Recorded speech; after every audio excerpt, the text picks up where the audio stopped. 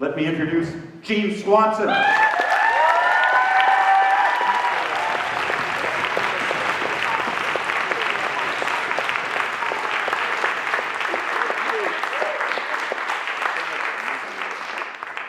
Hey, I wish I could cheer as loud for you guys with one voice, because you've been doing all the work. Thanks so much for coming out, everybody. Thanks so much, Shama, for coming all the way up here and for giving a great speech and for inspiring us actually to do this campaign. So it's amazing.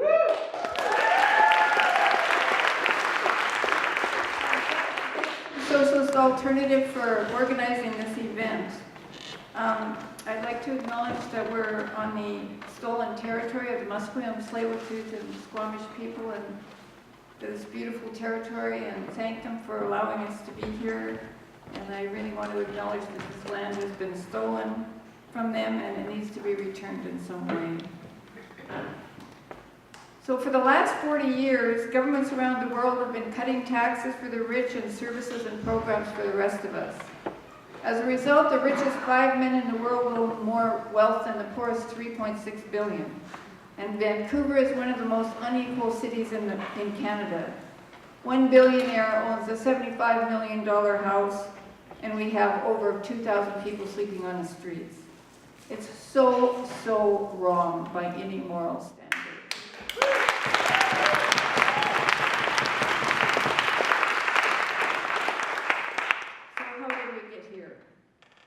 For one, our alleged democracy has been really screwed up.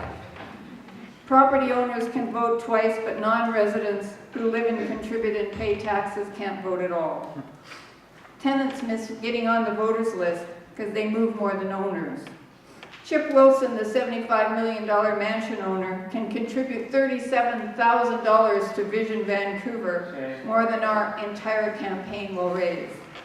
And developers and rich people can contribute millions to politicians who serve them, and the media. They can push those questions that justify the wealth accumulation. So here's one. What will happen if the mansion owner that you tax moves to Seattle, they ask? Ha ha, they'll have to deal with Shama.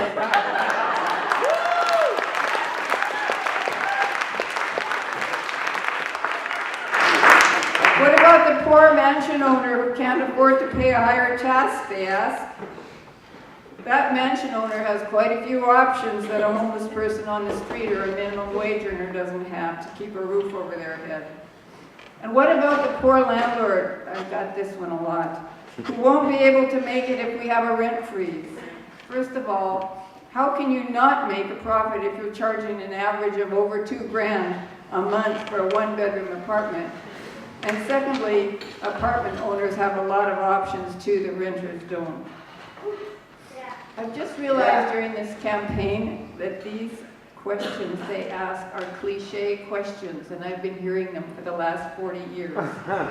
They've been asked for 40 years to justify wealth accumulation, and it's time to just stop.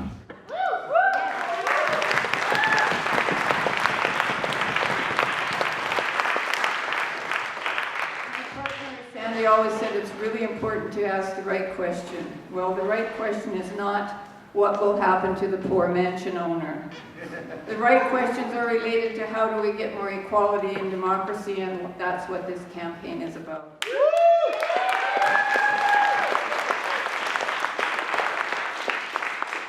So I've been doing this work for over 40 years, and I've seen the city change a lot.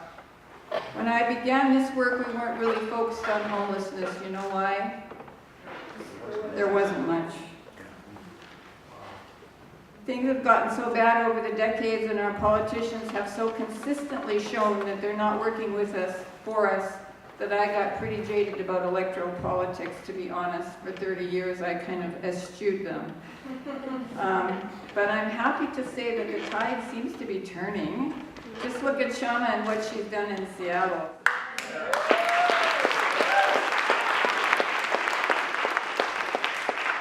My team here is directly influenced by your work, Shama, and we're hoping to duplicate some of the same things you've done here. You've made some real noise during your campaign for city council and raised the level of debate to what it really matters and asked the right questions. And I think we're doing that here too with this campaign.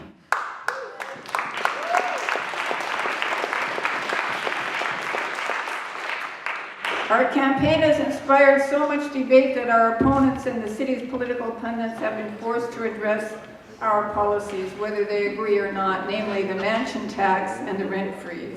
In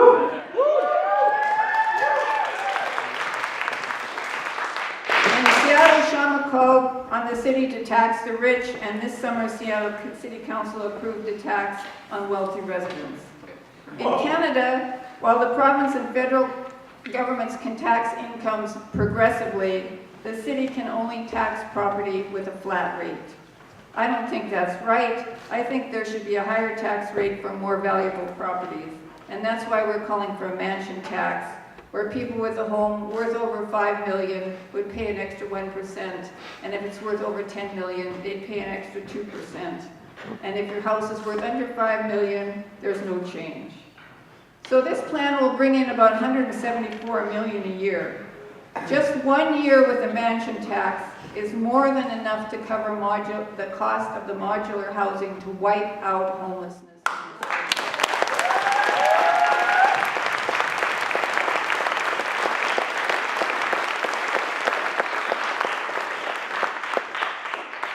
In Vienna, you know, 60% of the housing is social housing. On the second year, we could start building beautiful co-op and social housing for other people in the city who need housing.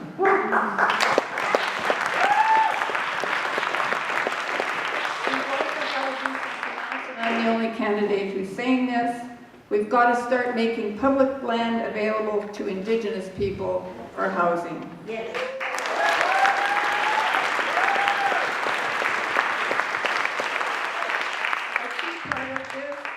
Is to put substance into reconciliation by providing land for housing for Indigenous people. For example, with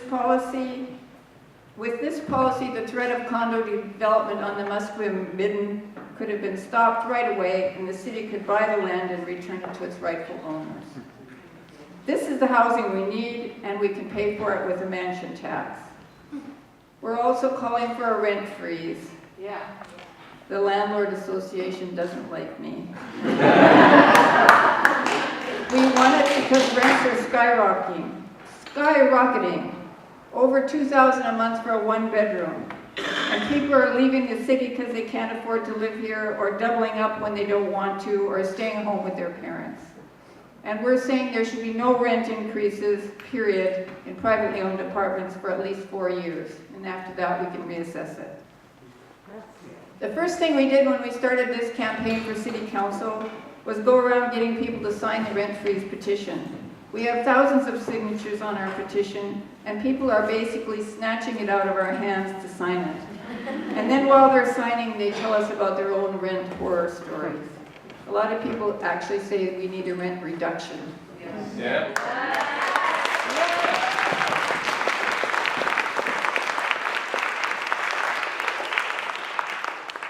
The people that we meet on the streets are totally different than the pundits and the political opponents.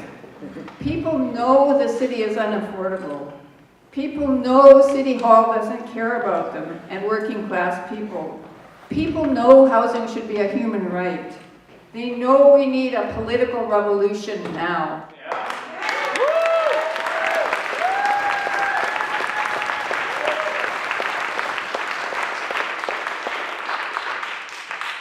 Some more of our policies are really important but haven't got much attention. So remember the fuss when there was a SARS crisis about 15 years ago? It was in the news every day. Everyone was freaking out about every little respiratory symptom. 44 people died in Canada from SARS, in the whole country. It was tragic. Public health officials and workers went into overdrive to stop it. But now we're facing 400 deaths in just Vancouver in just this year. 400 precious human beings dying completely preventable deaths every year. And this is not in the news every day. And the thing is, doctors didn't know how to stop all the deaths from SARS. But we do know how to stop the deaths from the opioid crisis. It doesn't take doctors, it takes Trudeau. He has to make the drugs safe and clean and free and regulated.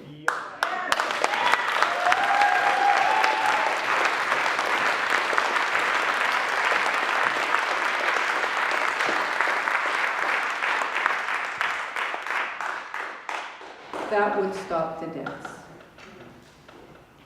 I think prejudice is stopping him, or fear of prejudiced voters who still blame and condemn and judge people who use drugs.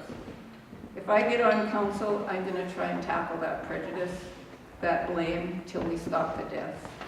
This prejudice and blame is a huge part of justifying inequality, and we need to be proactive in tackling it at every level. As Karen Ward said in an article she wrote about her friend Tracy Morrison, injustice is failed. We also need treatment options on demand and the Aboriginal Healing and Wellness Centre that the city has been stalling on.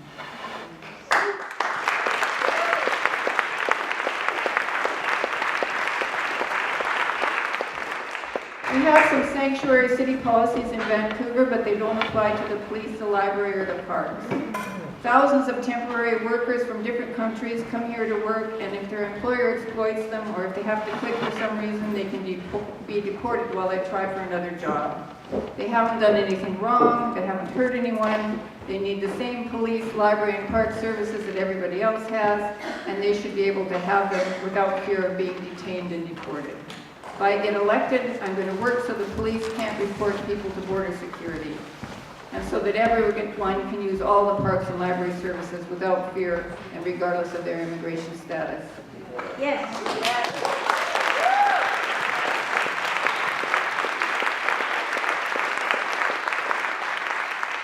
We have 60,000 permanent residents in Vancouver who work, play, pay taxes, and contribute.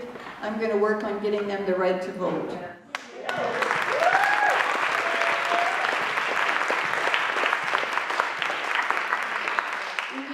Strong in working to slow down climate change.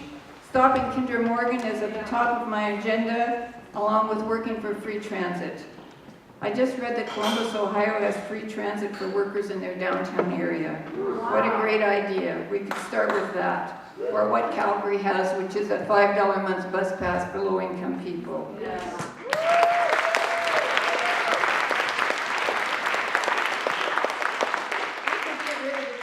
Transit police to help pay for it.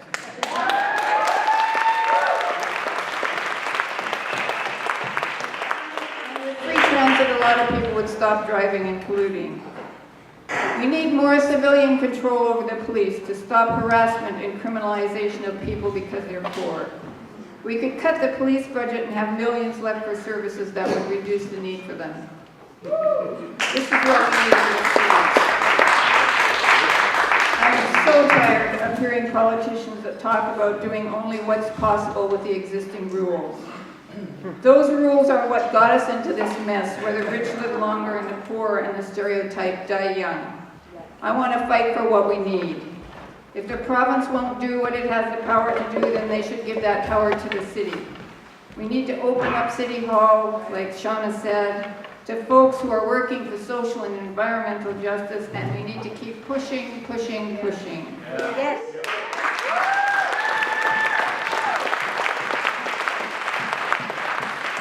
That's what this campaign is about, and I'm so happy that so many people have become part of it. There are so many people who are working their hearts out in this campaign with their own special skills. And to finish off, I just want to acknowledge some of them, just some of them, because there's so many, I don't have time for everybody, but I do want to just mention their names. So we don't have a campaign manager. We're saving money by not having a campaign manager. We have a steering committee. So the steering committee is Derek O'Keefe, who does communications. I don't know if you're here, Derek. You were a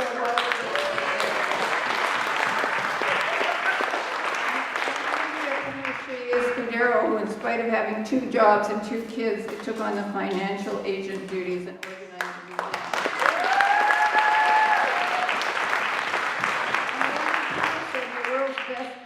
person is organizing just about everything down here. And Kristen, who loves policy, is the one who thought up the mansion tax and does a lot of other stuff.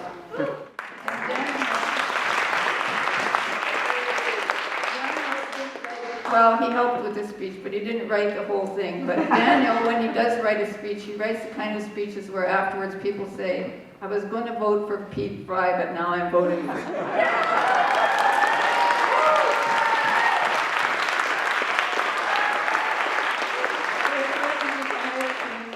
Person. And Daniel also organizes the canvassing, and he's one of the staff, and he's threatening to write a song that I've heard little bits of, and he tells dad jokes. And there's other amazing staff, Riaz, who's doing amazing canvas organizing, and Aileen, who's also doing amazing work. And there's the practically full-time volunteers, Sarah Sagai, who's in the office doing everything that needs to be done constantly, and Sam, who takes his lunch hour to table for the advance poll and organizes an amazing DOSA fundraiser and picks up and delivers stuff and just does everything, and his father to the awesome Talon.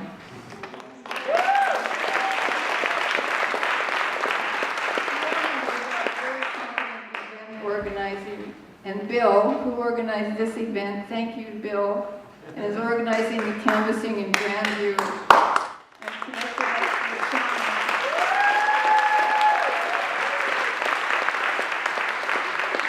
And is constantly trying in vain to make us more disciplined.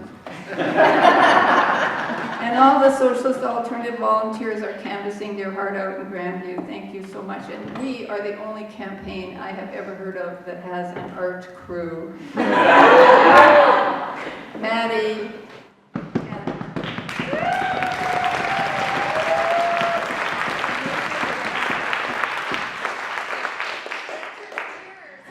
And Bev and Deirdre, and they're making posters and notices of assessment and wallets and juice bottles parodying Gregor. And because of them, we're getting noticed. Have you ever heard of a campaign with an art crew? It just kind of happened, and I'm so glad. And then there's Sean and the folks that are doing the dank memes. And Nairi, our amazing graphic artist.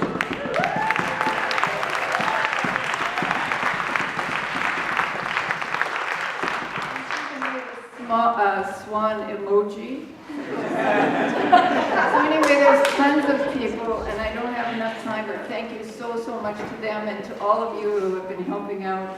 You're an amazing crew and an inspiration, and I could never do any of this without all of you. I think you're the new map that my partner Sandy wrote about in his poem. The map we inherited isn't any good. The old roads mislead. We need a new map. That's you guys. Our campaign is endorsing Diana Day for school board.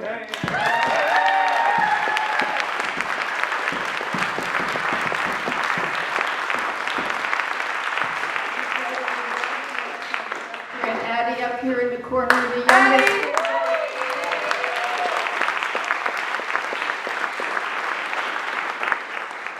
Together with you guys and with your help, I think we've made our issues the issues of this election.